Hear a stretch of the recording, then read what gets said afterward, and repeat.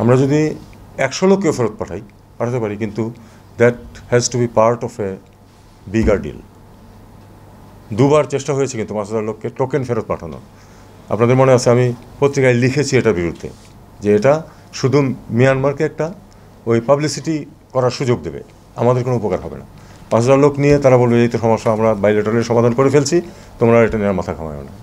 আমি সবসময় বিরোধিতা করেছি এটা। একটা রোড ম্যাপ থাকতে হবে সবাইকে ফেরত নেওয়ার, অথবা প্রায় সবাইকে।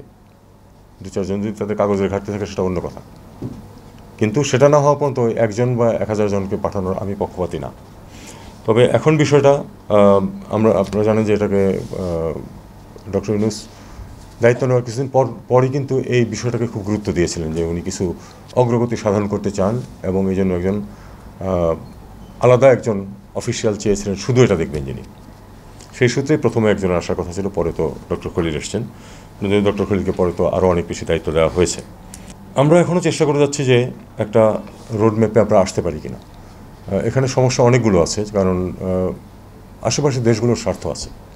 আমি কিন্তু তাদেরকে শুধু দোষারোপ করতে চাই না পয়েন্ট প্ল্যান।